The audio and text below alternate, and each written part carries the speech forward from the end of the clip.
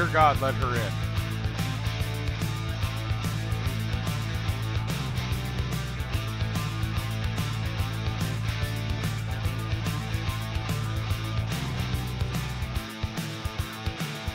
You're on.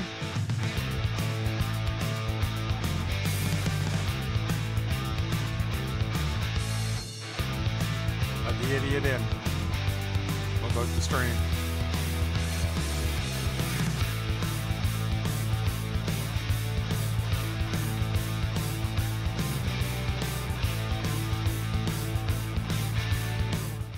All right, good day, ladies and gents, all my favorite people out there in the world. Welcome to Live with Reefer Madness. My name is Craig, and let's just jump right to it. I did put a link in. Anybody who wants to hop in? I know Eddie says he's driving. That's okay, Eddie. Always good to listen in. Need an email? I will send out emails to those that want to hop in. Let me know now. And for now. Yeah, I'm not sure what's going on with Hangouts, but I will be moving to another platform. We're just working it out to make sure it's going to work nice and seamless. You know, try to avoid those hiccups, those fun things that happen when you play with the internet.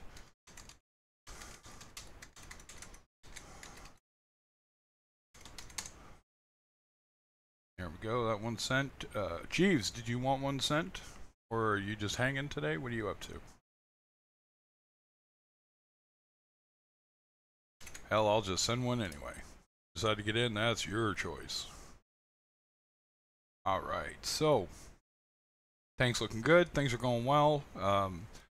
My female clown's doing well in the sump, and my male's still not sure if he's going to get attacked. You notice I'm hanging out in the cave there, so there's my tank update.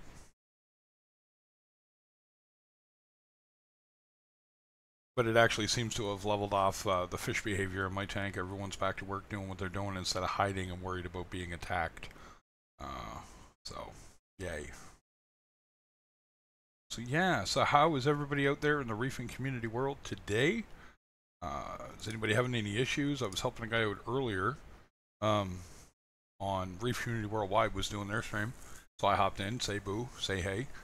And he had used microbe lift phos 4 and noticed that his fish were having a big problem, and he had nothing in the tank test wise that would be leading to that kind of issue.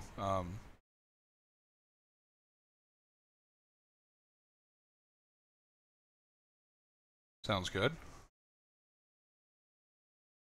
And yeah, anyway, so the basic idea I told him is start bubbling. It sounds like an oxygenation problem with fish suffering and coral suffering. So hopefully he takes that to heart. You know, have a look, do a water change, can't hurt. You know, definitely something about that product caused an issue. Hey Danny, how are you, sir? Haven't seen you in a while. I know you've been busy. Hey, Kaza. Yeah. Oh God, this flu's got to go away, folks. I'm telling you, this is starting to tick me off now at this point. So, still working on the equipment. Everything's going well. Equipment's working good. You know, knock on wood, my power supplies, the new one's working well. I haven't heard any issues and haven't really seen any issues. You know, what we call it artifacting or power dips on my computer. So, rock and roll, as it were. Hey DM, what is going on? You dropped off yesterday. I didn't know what happened to you. Hopefully all's good. I'm guessing Home Life jumped in and decided to, I need you now, as we like to call it. So, and that's right, you hear me rolling the smoke. Get over it. I got my coffee. And I got most of my day done, so I've got 2 hours plus to mess around and let's see what's happening. Don't forget the thumbs up, guys. Always appreciate it. And I'm one away from hitting 200 subscribers. That's kind of cool. Doesn't really matter. Your computer went off. There you go. So the way I look at it, I have a group of people that come around. They want to come around. They want to listen. Other people just want to lurk and listen. I'm cool with any of it. I really don't care. We're mostly here just to be entertained. Let's get some information. Let's get a few laughs. You know, maybe learn something if we're lucky today. It's kind of the way I look at it. So, yeah. So there we go. So, who we got coming in? I know Tina's going to pop in chat when she gets a chance, or into the hangout, I should say. And anyone else want to come in? It's up to you. Like I said, I don't force nobody to do nothing they don't want to do. Usually. Just saying.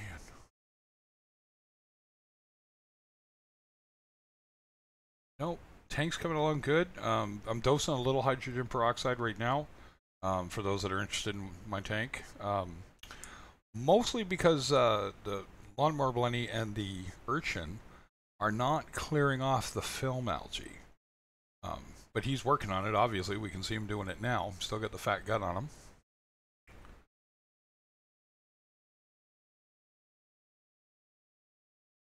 Oh, well, thanks, Dion. I appreciate that. Don't embarrass me. Jeez. Now I'm going to get all confustulated and crap. An FCA 302. An FCA 30. What? Oh, firearms thing? Is it, Eddie? No, Federal Communications Act. Or better yet, Eddie, what's an FCA 302? The world wants to know. No, wait, I want to know.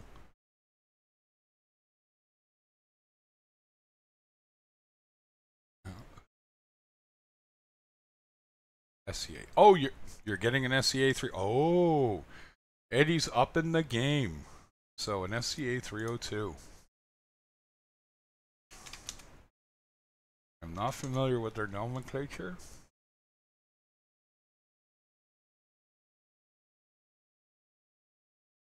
So that's a protein skimmer.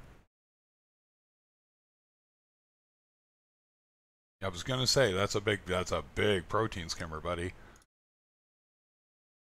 You could okay. So you still gonna go 75, 75? What's it rated for? I thought it was a biggie. 180 gallon. No. Well, it's not that big, I guess.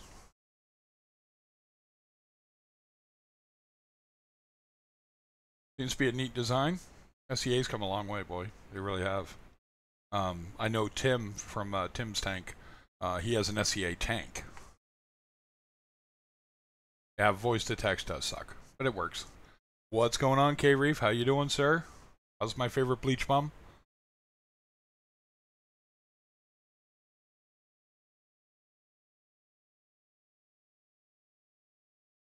All right, so, geez, slow getting you guys in here these days. That's all right, though. You know, I don't mind talking. Like I said last night, I was talking to a few people. I'll talk all day long. You know, as long as I got something to talk about, I'll always do these, and there's always something to talk about. That's all right, Tina. You got the link. We'll see you pop in. It'll all be good. I'm pretty good. A little under the weather, but not so serious now that I can't sit for a while without feeling like I'm going to throw up or have things come out the other end that we all don't want to talk about. Been keeping an eye on my tanks. Been keeping an eye out for a place to move for July 1st, and just kind of working a lot of things out in the background of my life so that I can do this and figure out what I'm going to do with me. So I'm on the mend. I seem to be getting a little better. Everything's leveled off. Lots of juice, lots of chicken soup, and just keeping an eye on my diabetic side just to make sure that doesn't swing out, because that did happen to me the other day. And when you're sick, it tends to play with your diabetes a little bit. So a little interesting. I haven't been sick in 5 years, like what I would call deathly ill. So to get sick was a little weird to deal with again, because I hadn't done it in so long. So, hey Jeeves, how you doing? What's going on, bud? Usual, same crap, different day, but you know what? That's what we want. Yeah, hold on, I'll be right back. No, that's cool. Go beat the dog. In other words, go tell the dog, be quiet. Gotta be quiet. It's like they listen. It's like, look at, well, some do. I would love to be able to train my fish. I kind of have them trained. I can catch pretty much every fish in there, and just about every fish, because they'll come up to my fingers to get the food, so I can, they're out. I caught the female clown. I got it on video, and caught her, put her into the sump. Well, that's all right, K-Reef. You take care, man. Yeah, look after that kid and that wife, girlfriend. How's the tank? Never get to ask you that anymore because we're so focused that you just had a newbie. Sven. I love the name. It is Sven, right? Please tell me you made his middle name Hoke. Sven Hoke.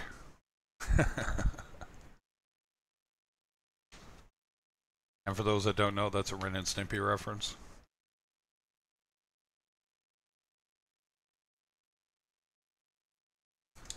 Yeah. And the tank's doing well? I know you're, no, you got that. Oh, you gotta change that, man. Tell her it's a family thing. You can get away with it.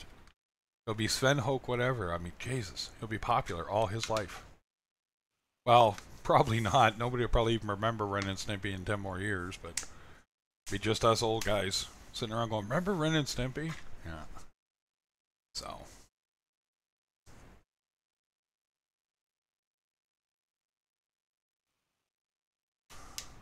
Van Beek. Is it Beck or Beek? Like beak like a bird or Beck? Like Beck. Two turntables and a microphone.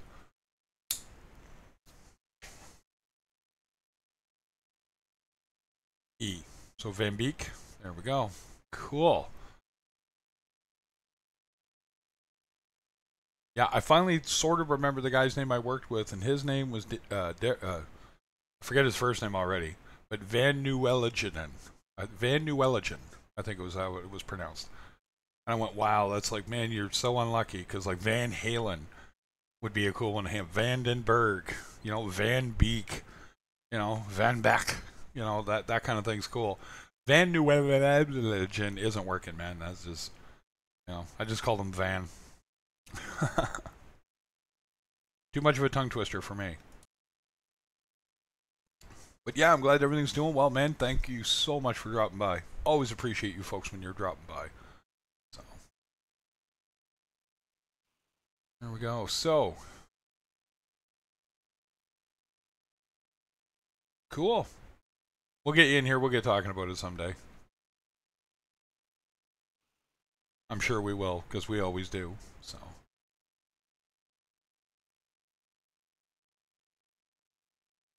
yeah. So with everybody coming down with ick in my neck of the woods, I've got 7 people dealing with ick. And of course, my phone lights up because everyone knows I'm a guy who dealt with it a lot.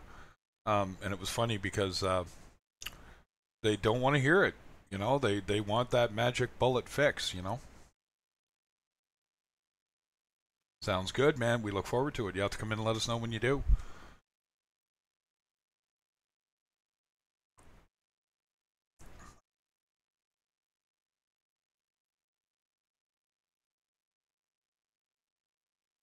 Yeah.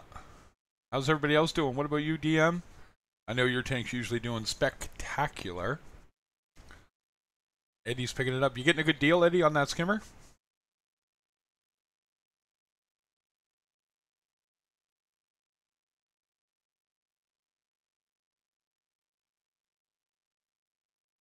I'll see what I can do. It's 1:30 in the afternoon where I am, so you know that's I think 6:30 where you are. I might be on for. I'm going to be on for I think 2 hours today. I hope. You know, we can keep it interesting enough to keep it going. You know, I don't just want to ramble, but if I have to, I'll ramble. You know, I've been rambling now for almost 20 minutes. Well, 15 minutes. There you go. So, but the whole ick thing has become this. I've been doing more studying. I've been looking into things more. Definitely been checking on the Tang stuff. Saying that they might carry it in their gut. There's really nothing more going on. Again, it's just a theory.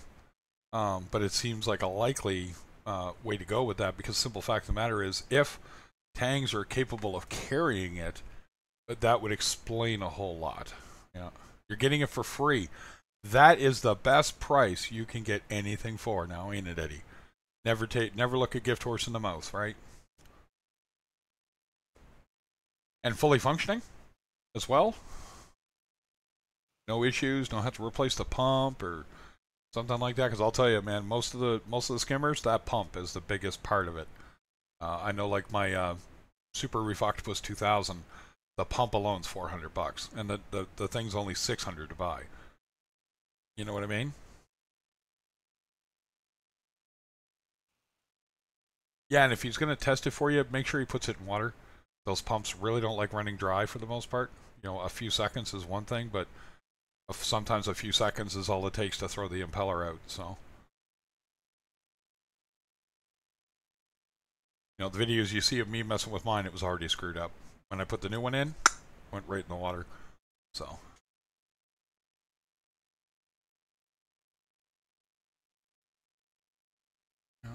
So yeah, so there we go. So Jeeves is off doing something. Yeah. Looks like DM's busy too. That's all right. So like I said, the egg thing, yeah, it's been wild. I haven't really tracked where they're coming from.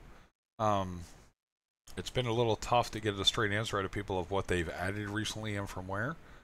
And it's more just to kind of tell people right now there's something going on in someone's tank. You have to keep an eye out for stuff, right? Yeah, it's all good, Eddie. If it's free, it's still going to cost you less than buying one, right? You know. I was going to say, because if you were purchasing it, the other one I would recommend is a Curve D5, which is the DC version of the Curve A5 from Bubble Magnus. Great skimmer for the price. There's a few others that are in that price bracket. They're all good skimmers. That SCA is a good skimmer. So, and I got dinging going on, so I got to check my messages.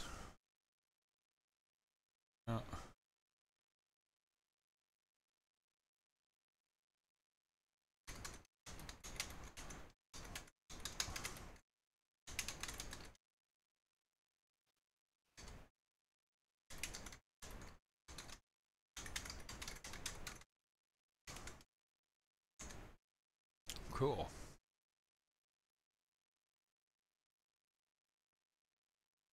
You're a few behind. Hey, what's going on, Blinky Fish? You gotta tell the ladies I'm streaming.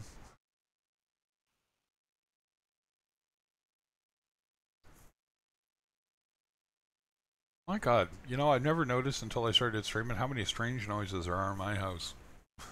Usually I got the volume cranked up and I'm watching something, so.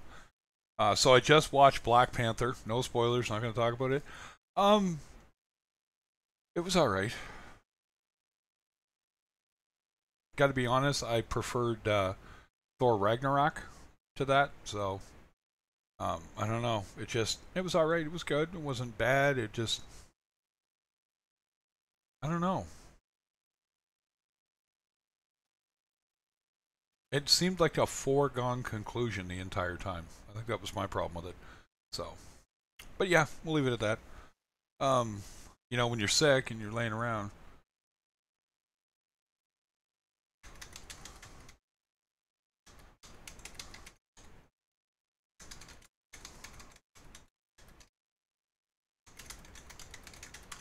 Sorry, guys, just talking to somebody who's recovering. Yeah. How are you, Blinky? How is life treating you and your fish?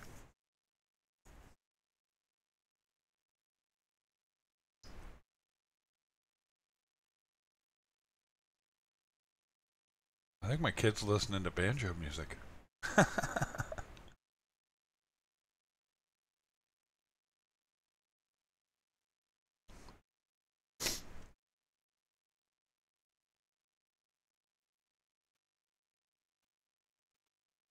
Hope it's not me. I don't got anything playing. Anyway, sorry guys. I get mildly distracted when I hear music, so. Like, where's that coming from? What are you listening to? Being a rock kind of guy, that's something I'm always kind of interested in, so.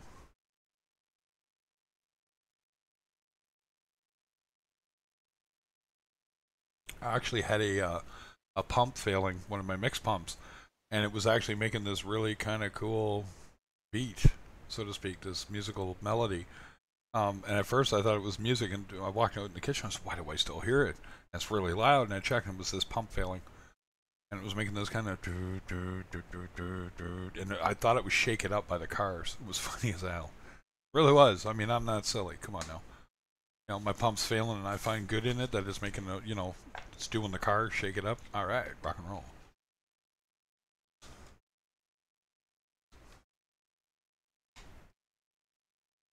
I'm streaming, right? Yep. Okay. I'm actually getting a kick out of the fact I've been checking my stream actually in YouTube lately, just to make sure it's looking good, and I've been noticing it looks better on YouTube than it does on my screen, which is really wild. So what else is going on in the world? Eddie's getting a free skimmer. That's always nice. K-Reef's doing well. His tank's doing okay. Blinky hasn't answered me yet on hers. Tina's out bopping around doing her thing. What's everyone else doing? And Jeeves is, for all I know, beating his dog senseless. Probably not. You know how that is, right? You know. My idea of beating a dog is getting up there and telling him to stop what he's doing, and I end up playing with him. It's like a full-on Kelso from that '70s show with dogs. You know, I can't stay mad at a dog. Even when I was doing animal control, I don't know. I just get dogs. And I get cats. They're just, dicks. That's all there is to say about a cat. Once you kind of know and you're both on the same page, it goes better with cats.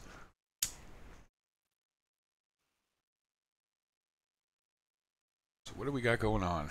I'm just checking my Facebook account too, because I do try to help people in there as well. It's a little tough. A lot of that flies by, and that's the thing I don't like about Facebook versus what the forums used to be, is that if somebody asks a question, it can fly by really quick because 20 people start posting pictures. Look at my tank today, and it just gets lost unless you're willing to scroll through. So I do try to do that, but it can be a little rough to get in there. And I know you guys all know how much I love that shop in Moncton. Well, he's been in a pissing contest with the guy in Fredericton again lately, and it's really funny. The only one that he posts in now is the PEI, Saltwater Reef, whatever the hell it's called. And they had him banned, the guy in Fredericton. And I'm like, really? So probably about 50 people piped up and said, what's wrong with what was said? Why did you ban him and not him too? You know what I mean? In this case, if you wanted to say there was kind of weird behavior going on, they both were. You know what I mean? Like, all was being said is, I have this. And Norm's, I have it too. You know what I mean? There was no exchange. But I thought it was funny at one point. I think he called the guy in Moncton Dr. Stupid. And that's what they did it for, which I thought was hilarious. Because this guy in Moncton, I know he's got experience, but experience doesn't equate to being successful. It means you have experience. I know lots of guys that do salt water, and I look at their tanks, and I'm just like, wow, this is just monumentally bad looking. What's going on? Why is this like this on you? And they don't want to talk to me anymore. And it wasn't that I just honestly want to know what are you doing and what's the game plan for what you're doing. And kind of got, sidelined, I guess. I don't know. But it was just kind of funny. I thought that was, it was the same thing. And I'm just like, oh, okay. So you'd rather have bad information or one-sided versus going around and checking things out. That's what I'm all about. I've said that 1,000 times in here. Hey, don't just come in here, get your answer, and run off and go do it. Check around. It's okay to do that. We prefer you did that in this this hobby. So, but you guys aren't saying anything, really? My chat's that inactive, or are you guys just listening to my ass? Hey, what's going on?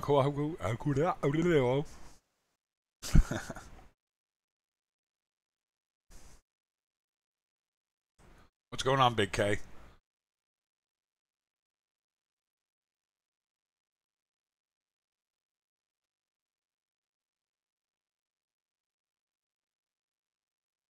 I'm going to have to ask my kid what the hell he is listening to in his room, though, because I can vaguely make it out in the background. You're just listening. You're always just listening. That's probably why you're a fan. Oh, Craig's rambling. Good. Let's see what he rambles into.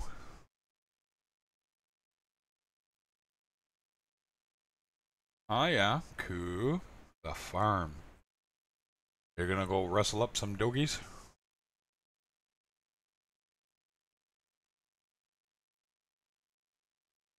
But yeah. Oh. Jeeves, where the hell are you? And if you've been talking, you're on mute, dude. I love it when at times like that you don't realize you're muted. It's always awesome.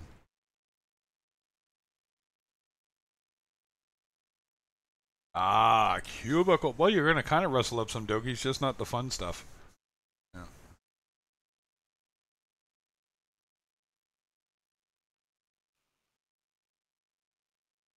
Yeah, big thing I've been noticing getting over the cold is the tattoo that I got prior to getting sick.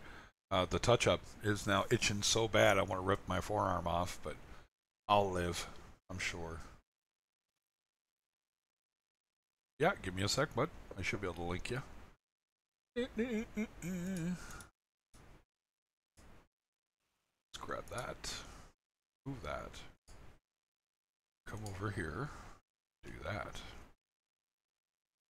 Sure.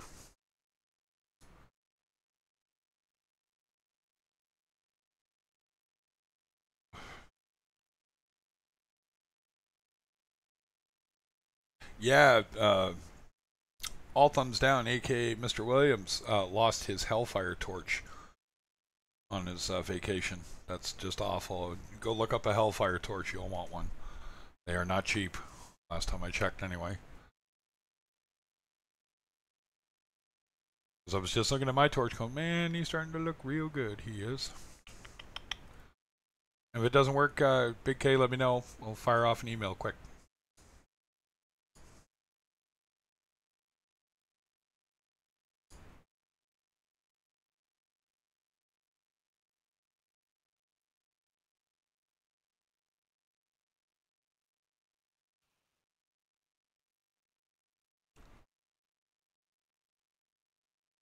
Send it in your email, too. There we go. Too easy to do. Already sent, sir. Already sent. Nope, I figure I'm just going to keep it nice and light today. You know, I'm sure something will come up, and if we get into it, we get into it. You know, that's always good, too. The way I kind of feel about this, and you guys all know, is like, listen, we're here to have a good time. Not a long time, so have a good time. The sun can't shine every day. Go look up those lyrics. You'll love that song if you don't already know what it is.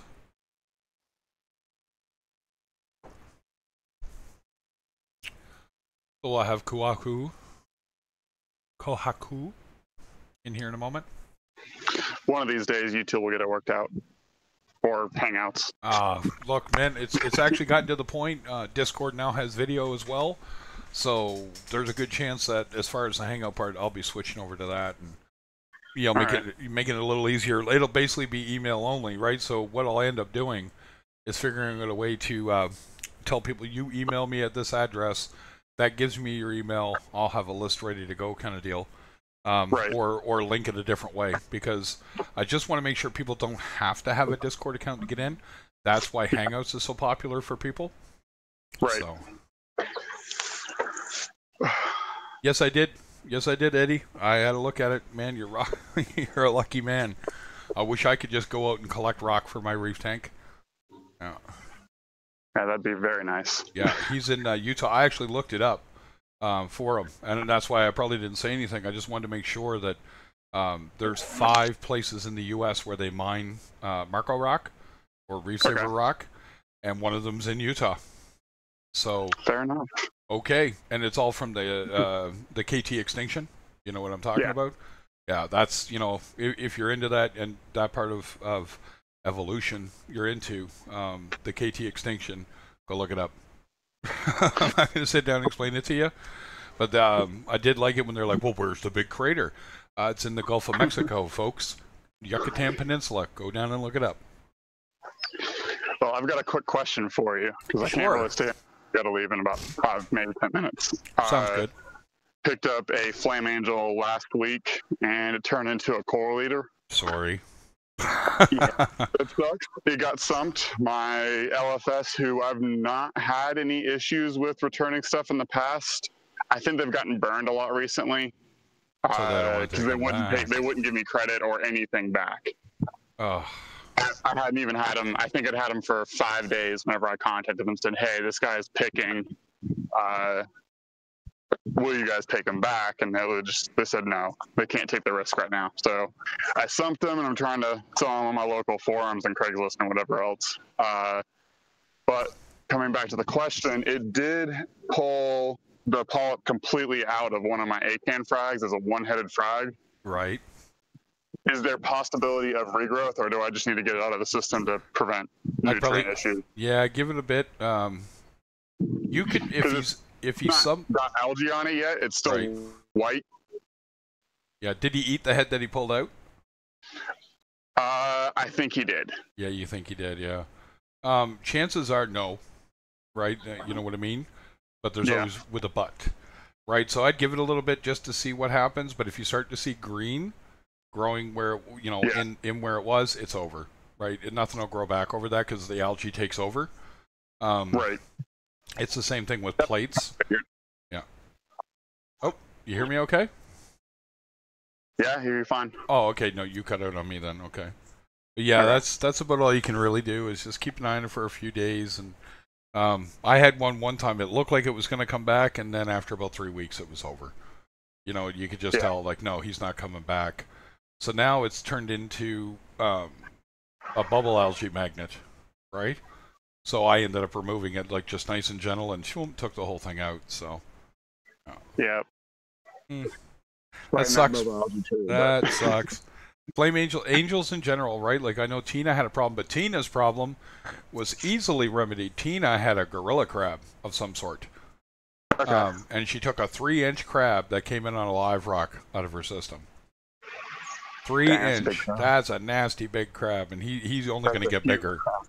It's like I told her, I said, well, that's my argument against live rock every time, is that problem. That's it. Not that it has, that's the only disbenefit it really has, right? And, right. Everything else is awesome, adding in all that extra microfauna and all that kind of stuff, but that getting the pests that you can't control either is a problem. Other than that, the tank's doing well. I actually did water tests this morning. Everything came back perfect. Nitrates or phosphates are actually a little bit low. Nice. So they dropped down. They normally sit at like 0.04, and that's down at 0.02, maybe 0.1, somewhere in between. Can't never tell with the color changing ones. Oh, man. I'm partially colorblind to blues and greens. I have a hard time with them. So,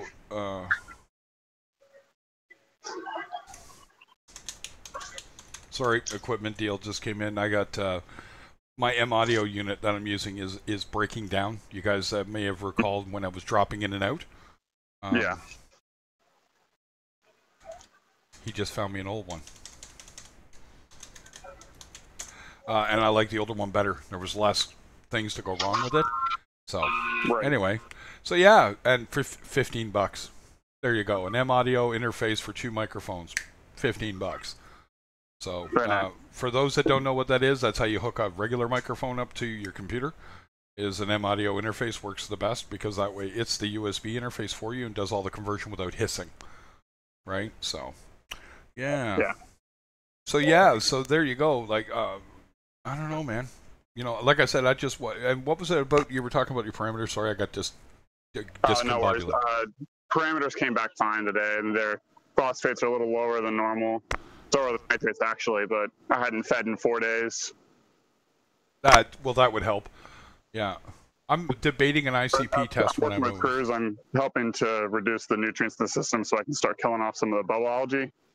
So I've been feeding once every 4 days, but the last, I think we're at 3 weeks to a month, maybe. Really? I feed every day, twice a day, but I feed very little. Some would say that I'm bad, and I know people would look at you, oh my God, I can't believe you only feed your fish. Fish don't need to eat every day. In the wild, they don't get to eat every day.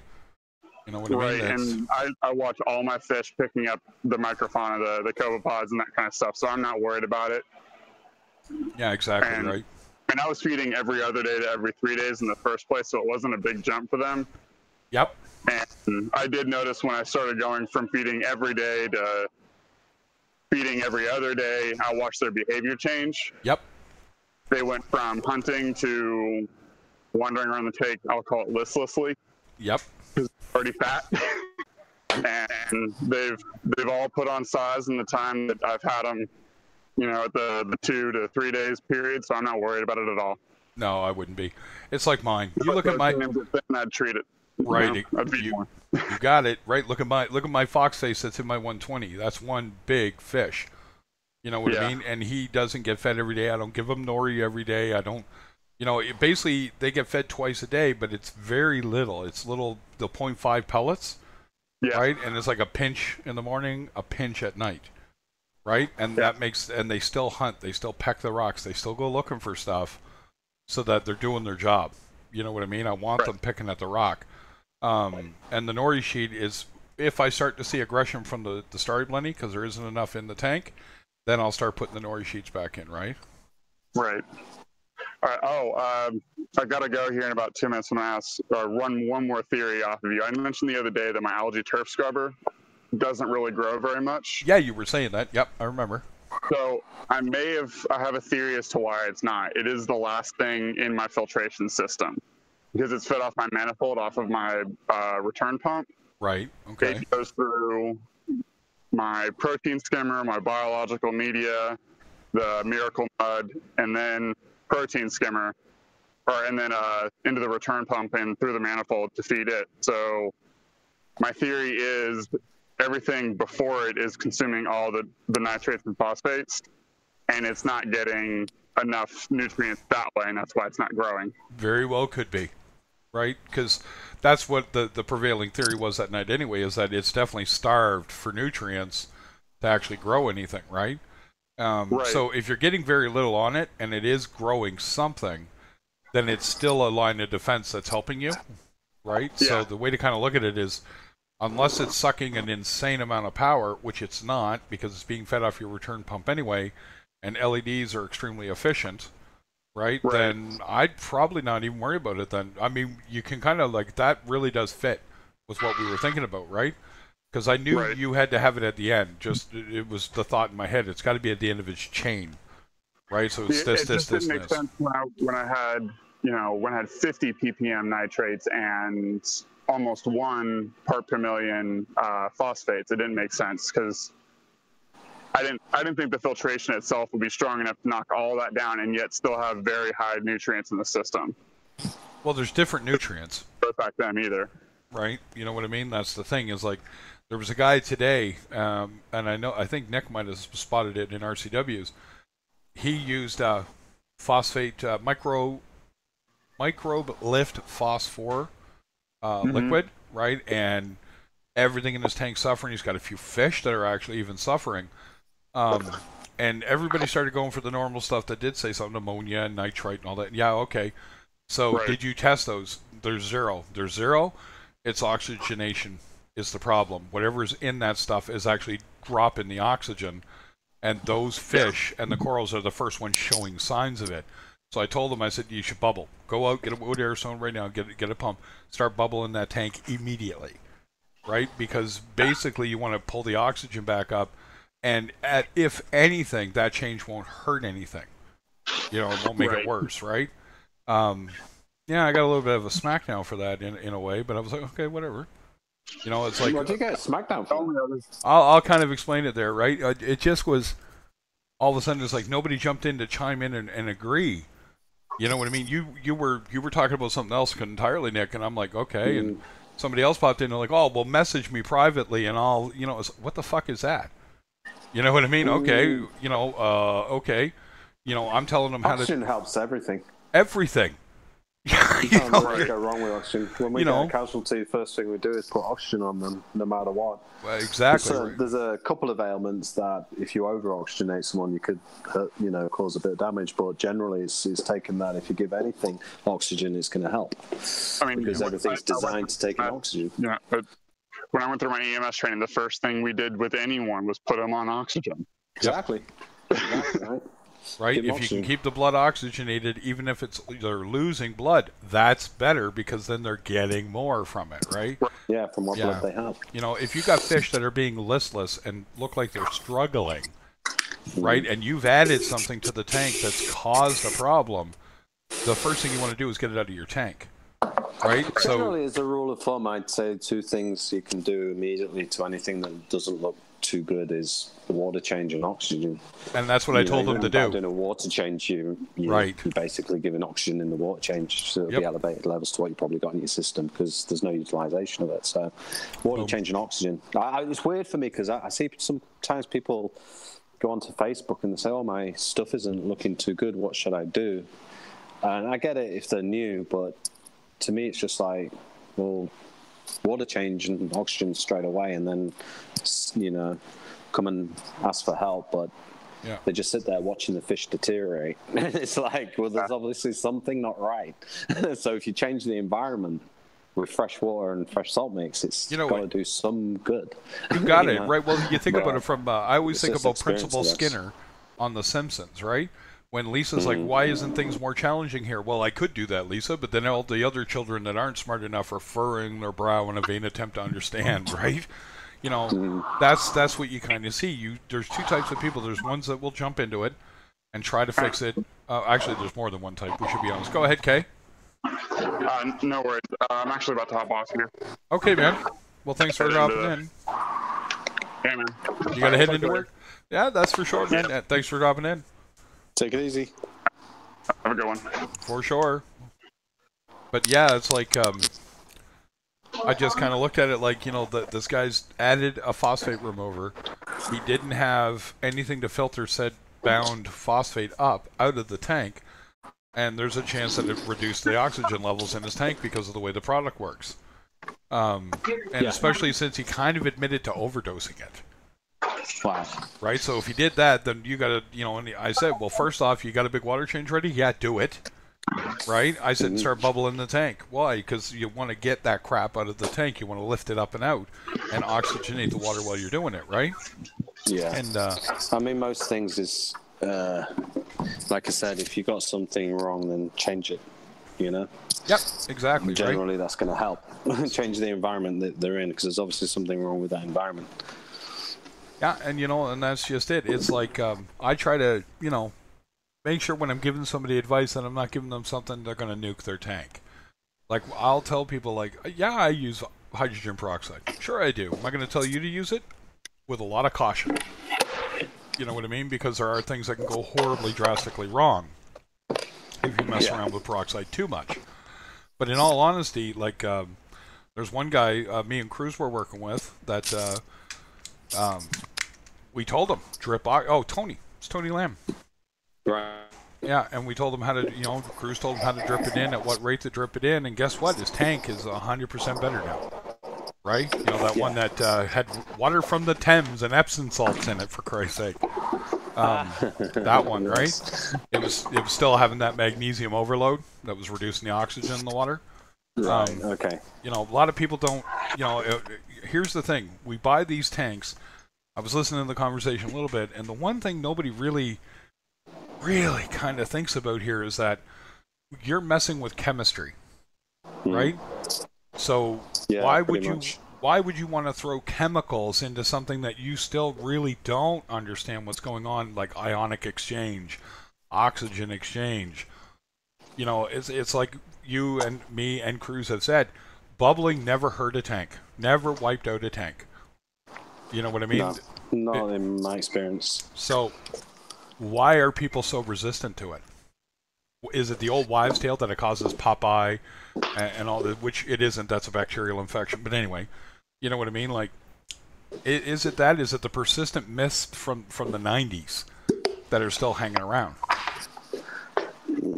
Yeah, I mean, if you go to a lot of shops, like, I mean, if you think about it, fish are fish at the end of the day.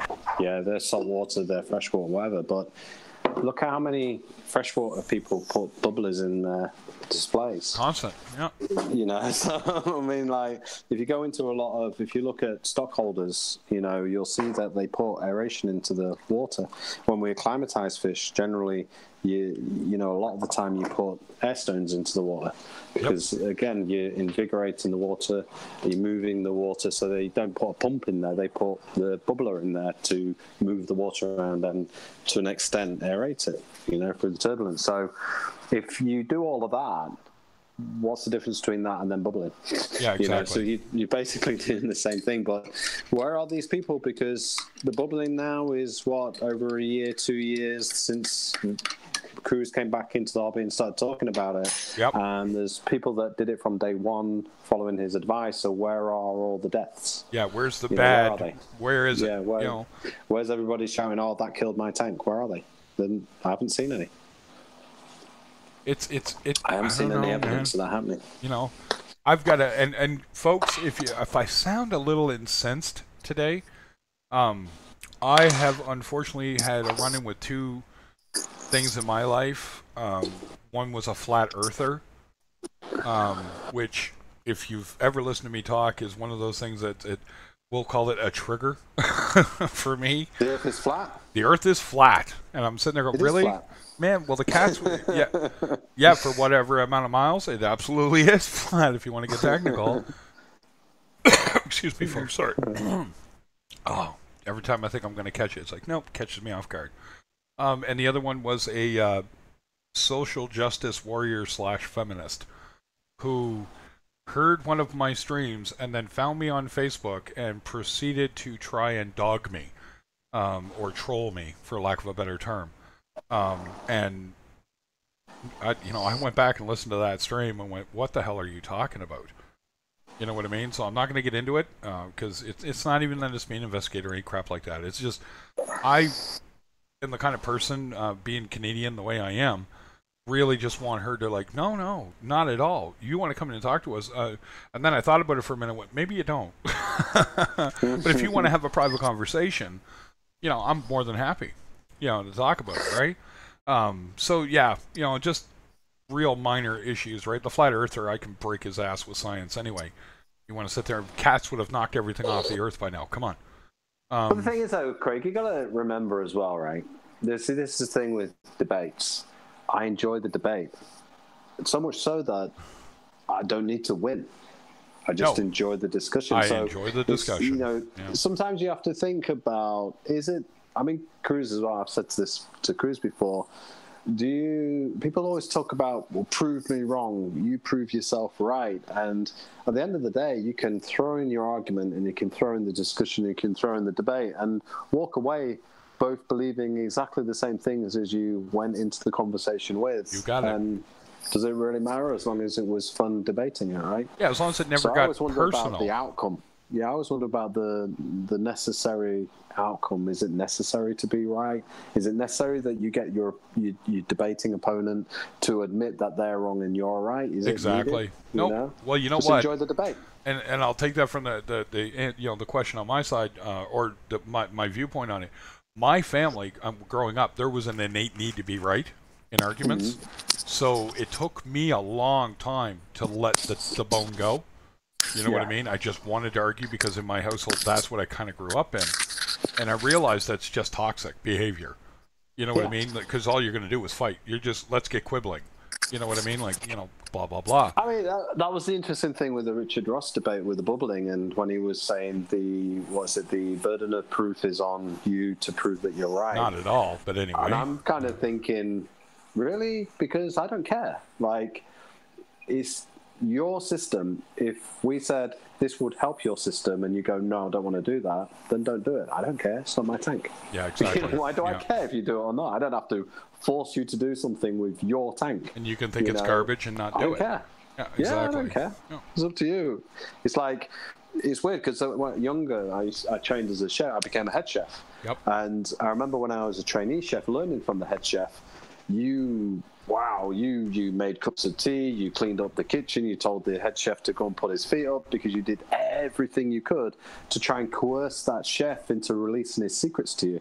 Yep. Because he had the real secret sauce, right? Real sauces, you know, and he had recipes in his head that were never ever written down. And unless he divulged that information to you, you would never know those recipes.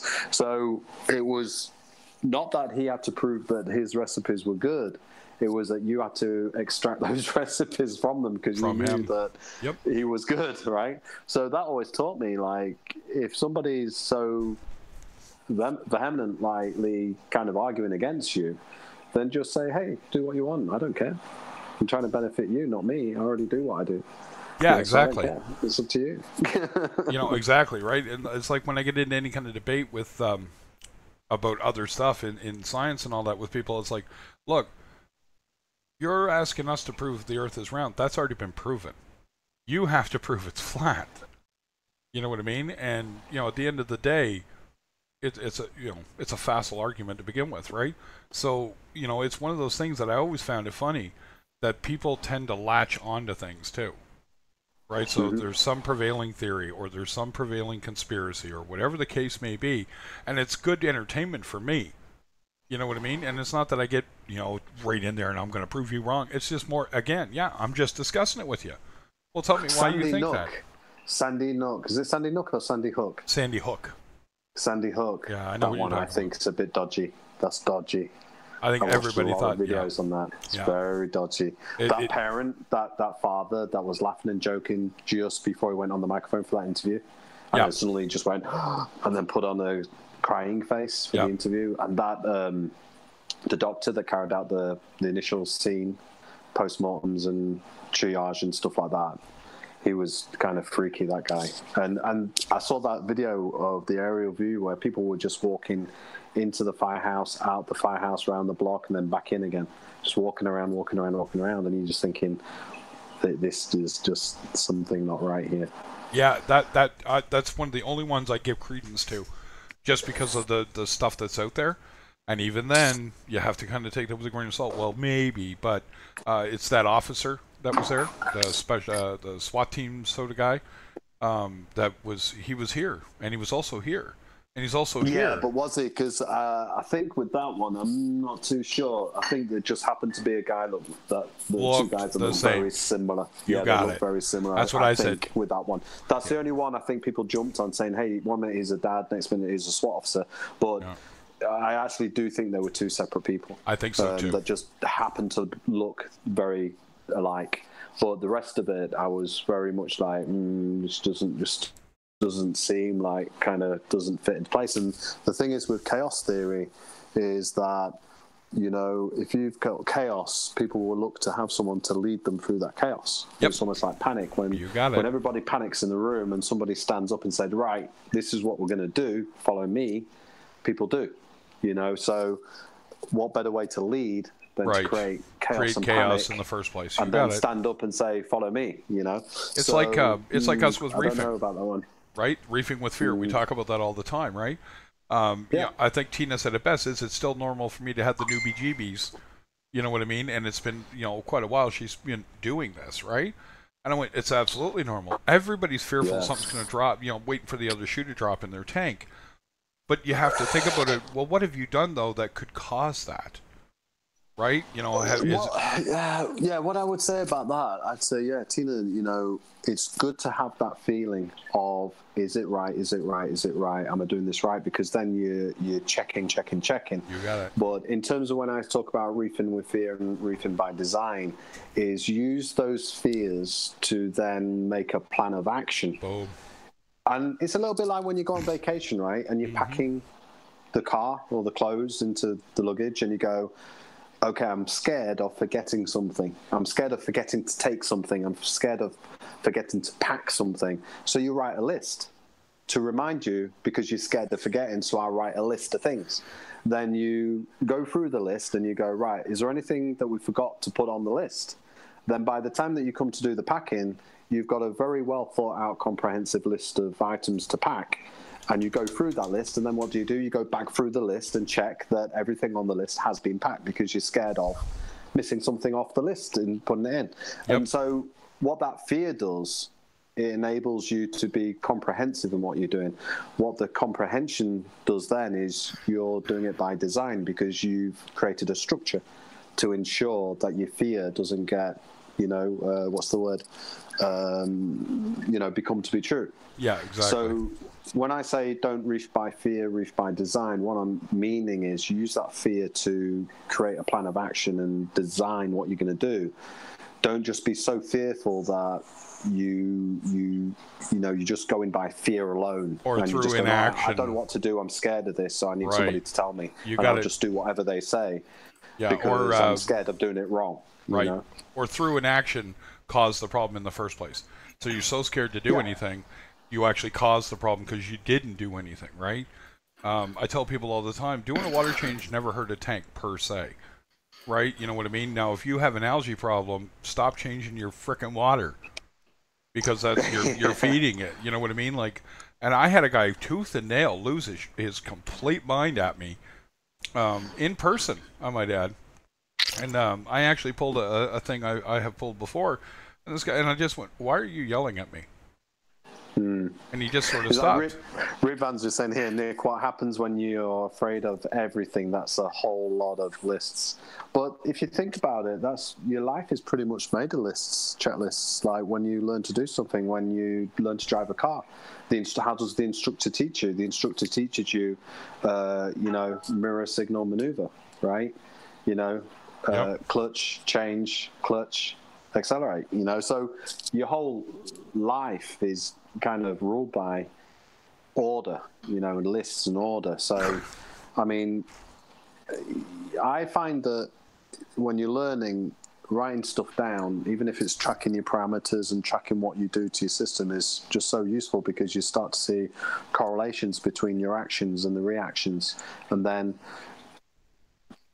no worries, I need to jump off in a couple of minutes to take a call, but it's like, once you start doing things and you're seeing the reactions to what you're doing and the given situations, what you're doing with, then it starts to become almost second nature, instinctive, where you start looking at your tank and you start seeing certain things, certain algae growth, certain types of algae growth, certain things happening, and then that points towards other things, that by experience what that situation is. But a lot of lists, Rip Van.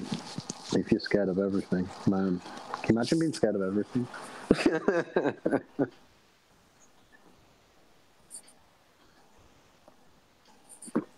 Oh dear. So what are we up to today? So anyone bought any new fish or corals or anything? Say what? So what you working on today? Today I've just done a load of orders, so I'm waiting for a customer to come and pick up some panels. I've done at the moment, trending in the UK and Europe is this concrete panel. So I've got a really nice selection of some concrete effect finishes, but the panel manufacturers I use that supply me with panels, their printing processes and board processes, laminate processes are so good. Like even some of the wood effect panels, you literally can't tell they're not real, like wood. Right. Even when you touch them, they've got texture to the board and all of that. So these guys wanted something more modern to go in the house, so I showed them the concrete effect, and they really loved that. So I've done that ready for them to collect. So I'm waiting to see when they arrive to pick those up. So yeah, so I've been quite busy this last week. So, but no, it's all good. It's all good. What about you? Oh, not much. Just hanging out, enjoying my day off. Been piddling this morning. Still getting some stuff together. Ordered some new fishing stuff. Oh, nice. Did you like my little rant earlier, Jeeves? About what? Like me telling people off and saying they should challenge their fish shops and stuff. Oh, would you answer that bit? I don't know. Yeah, I heard a little bit of it. I came home from lunch. Yeah, I think I'm going to be raging quite a lot lately, I think. Yeah, we were talking about that last night. Yeah, it's like it's one of those things that, I figured out where the music was coming from. The OK Google speaker in the living room turned on for some reason. I was like, where is that coming from? And oh, okay, Liz, my kid's not into banjo. Good. Not that I care, but if he wants to play the banjo, then all right. But yeah, it's one of those things like, this guy yelling at me about, doing a water change when you got an algae problem. Why would you ever tell someone not to do that? I said, because you're feeding it. And then he went off again, and then I just had to say, why are you yelling at me? And he just kind of stopped. I said, are you trying to get into a confrontation with me? Is that what you're up to? Or what are you doing? I said, and on top of that, what leads you to believe that doing a water change when you have a heavy hair algae problem is a good thing? Yeah. Right? If you have high nutrients, it can be because you're exporting. Right. Hey, guys, let me jump off because I need to take this call. Yep. I'll come back. I'm going to switch to my headphones real quick, Greg. Not a problem. All right, guys, let's do this. Let's get our quibble on. Yeah. And no, I know exactly where Jeeves and I know exactly where they're coming from, because that's the thing. If you have high nitrates, if you have high phosphates, and you have a small enough tank, but let's talk about that, Jeeves, and think about it for a minute. We've talked about that before. You have a 120-gallon system, and you want to do a reduction. Do you know how hard it is to reduce something in a 120-gallon system with a 40-gallon sump? It's percentage based. You're going to be talking 50% or doing 100% water change over the course of 3 days. You're talking about doing 30 gallons at a time. You know what I mean? Like, that's no small feat. I know. I got a 120-gallon tank. Now, if I got to reduce nutrients in this 5-gallon tank or 20-gallon tank, I can do that one change. Bang, no problem. Yeah. Right? Huge change. Well, I mean, even in a big tank, you have to do a bigger water change. You need to do a percentage. It can help if you're hot. If you're running 50 nitrates and 2 phosphates, there's a little bit of phosphates and nitrates in a lot of salt mixes. Yep. It will help get it started, but you still have to do Chaeto reactor, refugium, something along those lines to absorb it. Right. You got to work at it, right? Water changes aren't always the magic bullet, right? Yeah. And what I'm talking about is, okay, so I said this, somebody had a big system, they were in here, 180 gallons. He goes, how do I turn over my system? I said, well, what size bucket are you using for your water changes? Oh, 5-gallon buckets.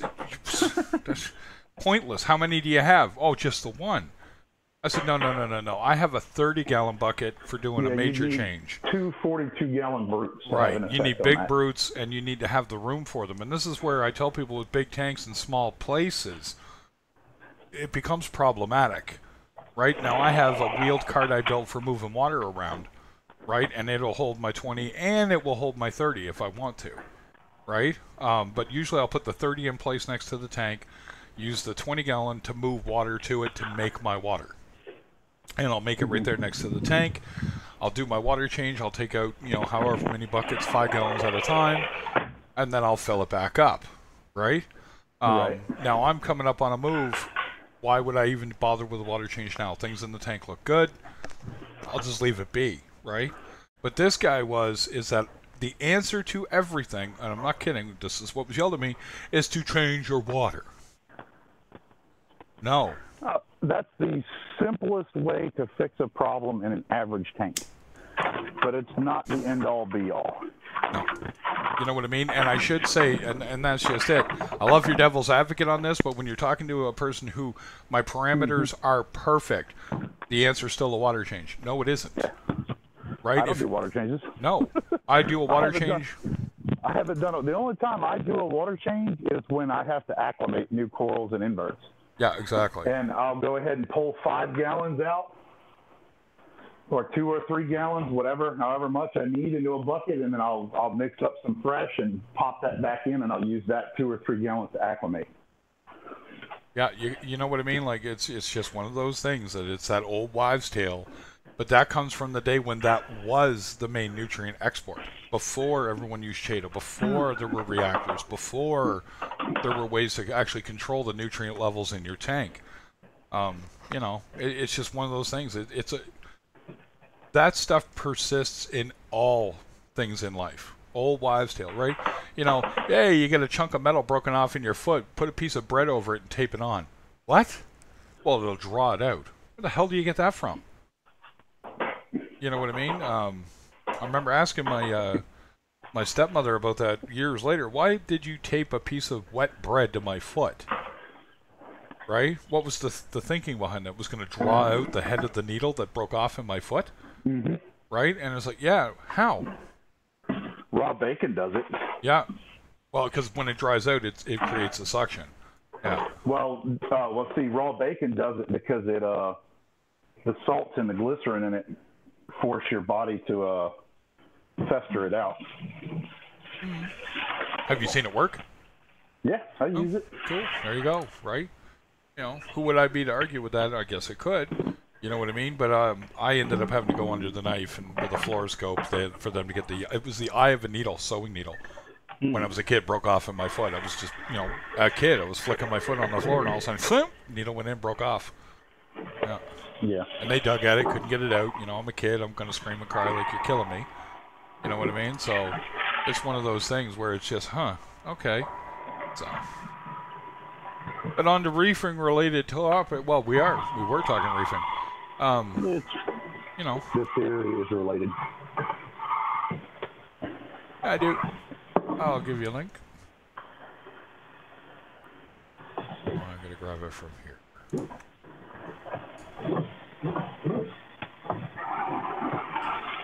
If I'm too loud, let me know. I'm trying to clean that carbon out of that thing right now. Not a problem. Not a problem. Probably should have put it in media bags, but that would have been easier in the same way that, you know. So I'm enjoying my coffee. Rip's hopping in. Hey, Rip. If it doesn't work, let me know. I think I've got your email. It has been very hit and miss as of lately. Yeah, I've got your email. So to all those that are sitting in my chat, how are you all doing? All 6 of you. Hey, I jumped in. Hey, what's going on, buddy? Not bad, not bad. Oh, I heard you guys talking, so I basically we're the only ones here, but yeah, I heard you guys talking, so I was going to jump in for a minute, and you were talking about bread. When I was a kid, I fell in a wasp's nest, and I got stings all over my body, like they crawled inside my clothes and everywhere, in my shoes, everywhere. Yep. I got 40 stings, 40 stings, and so the doctor told my mom to cover me in clay wherever there was a sting. Yep. And we had clay outside, around the house. There was the ground was a lot of clay, like the house was built around a lot of clay. Yep. So she went and get some clay, and she put the clay on me. And when the clay dries up, it draws the venom out. Yeah. Chewing tobacco works too. That's yeah, chewing tobacco does it. Yeah, exactly. There's ways to do it. Problem is all the nicotine you got to watch out for, right? But yeah, there's certain things that work, right? There's certain things in the hobby that still work. That some people say, well, you can get an electronic thing. You don't need it. You know what I mean? That's why it's Miracle Mud. That's why it's called Miracle Mud. You got it, right? There you go. You put that in your tank, and everything's going to be right with the world unless you do it wrong, like Router. I felt bad for him. I know that's where his algae outbreak came from, is when he put that Miracle Mud in, all that fines went up and into his tank. You basically just nutrient loaded your tank, right? But, live and learn. But yeah, so how's life treating you today, Rip? Anything big on the agenda? Yeah, a lot of stuff going on. I hear you. Yeah, we talked about that link there one night. It's some training, so not bad. But, cool. Yeah. Yeah, I'm just kind of, I'm just in a rut. I'm waiting on a lot of other things to come through for me to actually get anything in my life actually done. So it's I see. Yeah. So definitely one of those things. Oh, it'll happen, man. Oh yeah, it'll come through. Patience is everything, right?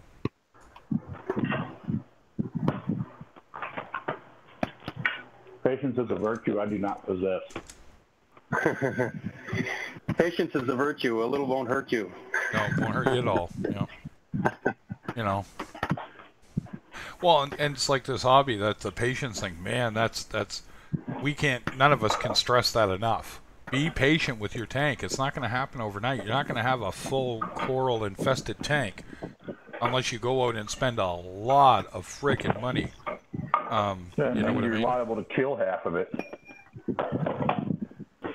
Yeah, you can kill stuff quick. That's easy. I'm going to fend off a cat here. Oh, there you go. Hey, stop that. Come on. Come on. As we hear Rip get taken out by a cat. Nah, I can break his neck. I wouldn't do that to him though. Come on. Oh. Go. Off with you. I have to do that every day. My cat wails at my son's door to get in. I'm like, why don't you just leave your door open, man? That wouldn't happen. Oh, privacy. And I'm like, privacy from what? What are you doing? And of course, then the sheepish look on his face, right? And it's like, I know you got the internet, buddy. Yeah. Hey, Rob. How you doing? Glad you could drop by.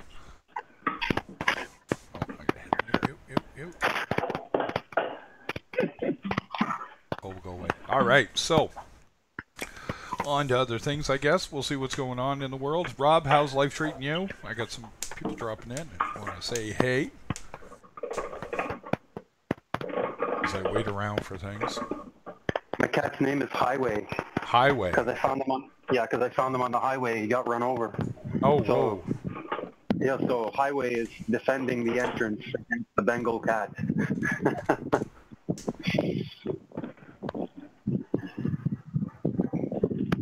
There's a big Bengal cat here that is always trying to grab food. Huh. Cool.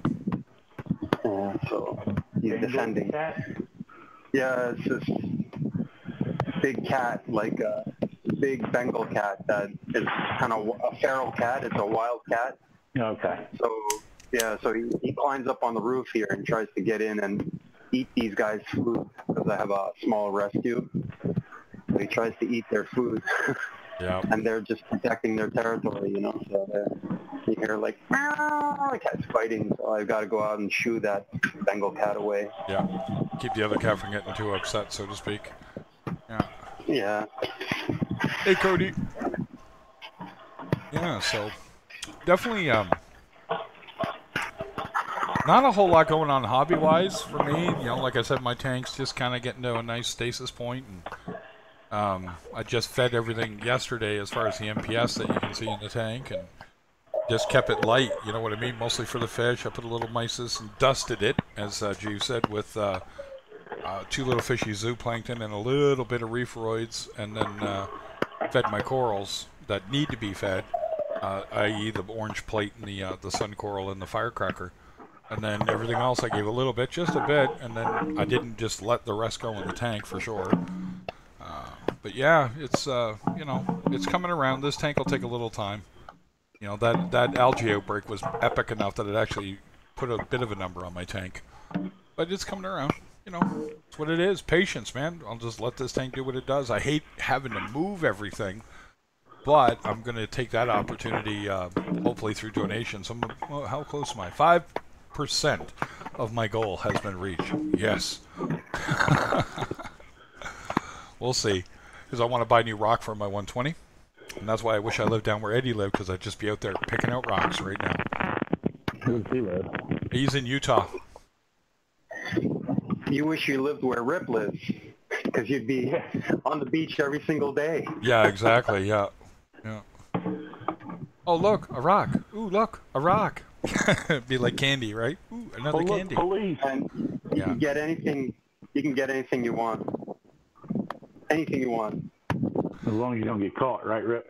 I have to move. Well, that's not a problem for me, but yeah, essentially you're right. I'm fat. I don't run well. Nope. Don't ask me to run. I walk anywhere. Walk for days.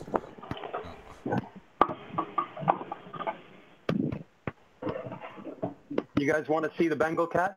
Yeah, let's see it. Sure. Why not? I love cats. 525. Yeah. All right. And save. Okay, let's see if it works.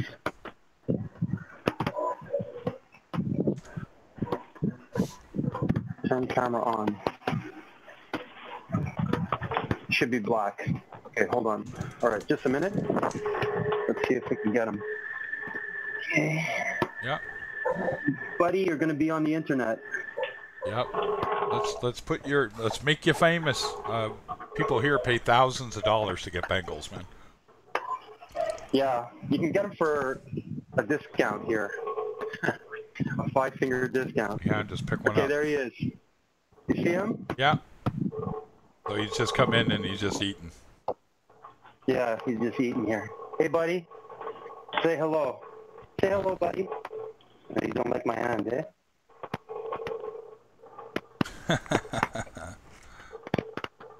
No, probably about 4 or 5 miles, maybe 10 at the most, Rob.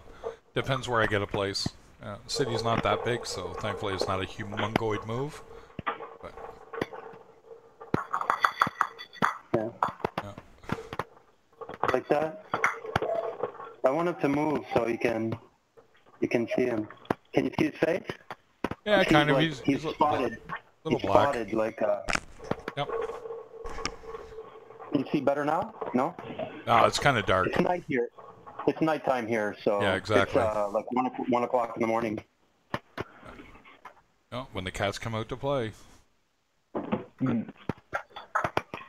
Still got a chemical smell to it, just not as strong. Just not as strong? That's weird, Chiefs. That usually acrylic doesn't hold on to smells very long. Usually. I mean, even the glue shouldn't hold my on cat. to it that much. He's smelling the camera. See, my cats are afraid of him. They're my cats. They're all like afraid of him. They're letting him do what he wants. Probably because they got their arse whooped enough that nope, that's fine. You go ahead. Yeah. Exactly. He can kick their asses. He's like almost double their weight. Yep, exactly. He's just the big. It's like here in Canada. You know what I'm talking about when I say a tomcat, right? You know that one big cat that lives on the block. He runs it, right?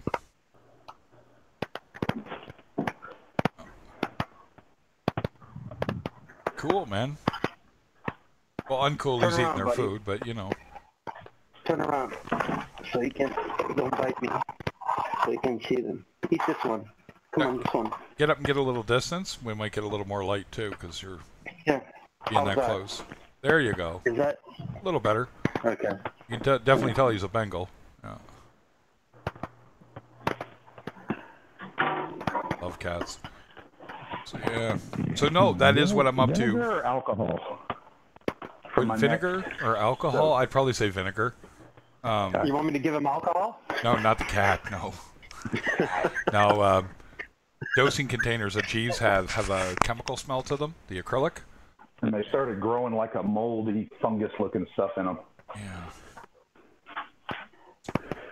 Probably a mild acid of vinegar should do it, I would think. I've tried bleach. Are these brand new or used that you bought? They're brand new. Where'd you get them from? On Amazon. And they're a brand name or a container Red you want? Starfish. Red Starfish. That's really weird. Man, my recommendation at this point is I'd probably get a hold of them and see if they'll replace them. Just tell them what you get and see if they'll give you any satisfaction on that. Because that's really weird, man, that you're getting that. I mean, I feel the same as you. I wouldn't trust it if it smelled that bad. You know what I mean? Yeah, I mean, it's got that plastic chemically odor to it. Yeah. Yeah, Rip, we can tell it's a cat, but we really can't see anything. No, he's a big boy, though. So, yeah. So, but That's yeah. a dog dish. Yep. That's like a dog dish, so it's a huge dish. The little one, the red one, is the cat dish, but this one is the dog dish, and you see his head is like the same size as the dish. Yep. He's a pretty big cat. I don't know what I can put that camera on to make it higher. You'd have to turn the ISO up. or you know what I mean? That would No, or the exposure. It's a webcam. Yeah, it's a webcam. Like this doesn't have that option. Any source of light would do then. Like even a flashlight would actually light up the room. So, but that's all right, man. Let me see if I can grab my iPhone and put some light on him. Sure. Love to see his colors. Like I said, I love Bengals. I've met a few. Yeah. So, and then laughed at how much somebody paid for something that's free in the Philippines. Can you see it now? Yeah. There we go. See, to me, he just looks like a big old gray tabby. No. But his patterns are so different. Yeah. Yeah, he's spotted all over. Yeah, he's definitely a big boy. Cool. Show your face, buddy. Come here. Show your face. Haha. You know, it's funny though. You say about big cats. My my young male is bigger than him. Oh, really? Yeah, he's 22 pounds, man. He's huge. Because the cats are not that big here. Yeah. Yeah. The Bengals that they're getting here, I think, are coming from Thailand. And they look more like tiger stripes versus the spotted. Yeah, and they're calling them Bengals. Yeah. Well, these cats, I looked them up, and as far as I can tell, they're Bengals. Like, I'm not a catologist, so I might be wrong, but I'm pretty sure that it's a Bengal. Like, no, I'd agree with you. Yeah. It's got all the qualities of a Bengal. Like the hind legs are longer than the forelegs, and it's got spots on the belly, and all the criteria that I looked it up, and it seems to match. So, like I said, I'm not a doctor, but Yeah, I love how they went on about the guy in Gatineau with the palitox and all that, but they didn't talk about the fact that there was a guy in Toronto that had an ocelot that got his ass beat up. You know what I mean? It's like, really? You had an ocelot? What did you think was going to happen? You know what I mean? That's a wild cat, man. Whose paws are as big as your hand. Right. You know? I still think about. He had an ocelot like as a pet. I think as you're a not pet. allowed to have him. You're not. He got in trouble for it. That was in Ontario, I think. Yeah, as far as I know, didn't make the news. I think they just kept it quiet because somehow it got in the country, right? So he's, well, he paid for it. You know what I mean? He's got enough stitches now that he'll remember that one for the rest of his life. You know, it's like I said to one guy, like, I think the best one was Archer. Have you ever seen Archer, Rip? The cartoon? Archer, the spy cartoon? Yeah, no, Archer. Spy cartoon, okay. Spy cartoon? No, I've never seen it. Oh, never. Watch it. There's one scene where the rich girl, Cheryl, you have an ocelot? What's his name? Babu, but it should be buyer's remorse. All he does is piss and vomit on everything I love, right? It's like, yeah, well, he would, right? That's my cats. They love throwing up on my wife's side of the bed. I know I shouldn't laugh, but I do. They never throw up on my side. They always go and throw up on her side. Yeah. It's like, stop throwing up on the bed. Throw up on the floor where I can clean it up easier, you knob. Yeah. My older male, his big thing is he overeats. He always thinks that he's gonna have to overeat. So, So how's everybody? Yeah, go ahead. Sorry, go ahead. I was gonna say, Fish Channel, we should get off the cats, but. Okay, you want to get off the cats? No. Yeah. Don't fight, okay? Yeah, go do it somewhere else. Yeah. Come on, don't fight.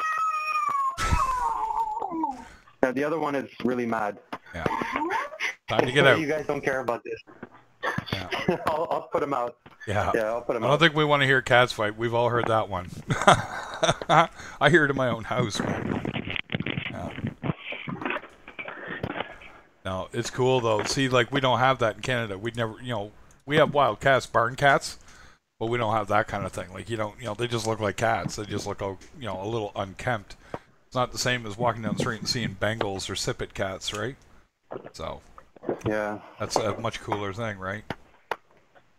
So yeah, he's actually underfed. Like I can tell that this cat is underfed. Yep. He's just scrounging for whatever he can get, you know. So I let him eat sometimes, but other times when he beats up my cats, I like, it pisses me off because I have to bring them to the vet after, you know. Like, yep. Because he can put it. He hit him. I think he hurt his eye, you know. So I have to give him antibiotics now for that. Come on, take off. Come on, take off, eh? Take off, eh? You hoser. Take off, eh? Come on, hoser. Take off. Jump up. Come on. Go. You know, the only way this ends more entertaining is all of a sudden we hear Rip getting attacked. That's sorry. No, you don't know me. You don't know. I'll kill him. No, I know. I know we all would. I'll take a knife and put it in him. I'm not afraid to do that, but I just don't want to do it, you know. Come on, buddy. Nobody does. They know that anyway. I'm not afraid of them at all. Like, and they know that. So I'm the boss. I'm the alpha. Yeah. Like, I just care for these cats, you know, because they're cats. You know what I mean? That's the way I look at it. They basically have nobody and no one, you know. So he wouldn't attack me. He would never attack me. He would never dare attack me. But well, you know what's funny? We talk about that here in Canada. We have something called Karma, which is a cat rescue thing here in St. John. Okay. And I had to have a big fit one day because there was a woman had to move. She could not bring her cats with her to the new place, right? That she was moving. And they're like, oh, and this, and they started, and instead of saying, well, we'll find a home for them, they started shaming this woman. This woman's already heartbroken that she has to give up her cats. What are you doing? You know what I mean? Like, it's like people with fish. I don't shame people when they want to give up their tank. They're making a decision that's probably better for the fish in the long run. You know what I mean? So I've never understood that ideology, like, well, you fail, and what are you doing? You know what I mean? They're not giving up their freaking kids just because you think they're fur babies. And some people do feel that way, and I love my cats. My wife is just an ardent cat lady. There's still a certain limit. Like, I'd have to look at her and go, no, we're going to have to do, you know, if life circumstances turn out that way, you have to make what's best for the cat the decision. You know what I mean? And if her giving them up is the best decision, then that's the best decision. But don't go shaming somebody for it. Yeah, some people just want to kick people when they're down, you know? Yeah, exactly, right? They're just too focused on that, right? So, but all right, well, listen, here's what we're going to do. I am getting to an hour and a half, and I have about 30 messages in my inbox right now of things I got to go do, apparently. So I'm going to cut it off at an hour and 30. Anybody got any questions we didn't get to? Because I don't want to leave somebody hanging in the chat. I didn't see anything go by. Everyone seems to be doing all right. But I may get back on tonight. If not, Paul may get on from Reef Community Worldwide. I'm sure one of us will be up and running. And that'll be later in the day for you, Rip. Yep, later in the night. It's nighttime. It's like 1 a.m. now for me. There you go. 1:39. Yeah, absolutely. So I'm going to cut it off. And Jeeves, thanks for dropping in. Rip, as always, thank you for dropping in. And Cody and Rob, Blinky, you know, everyone else in my chat, thank you very much for coming by. I'll talk to you taters later. All right? Okay, guys. Later on, folks.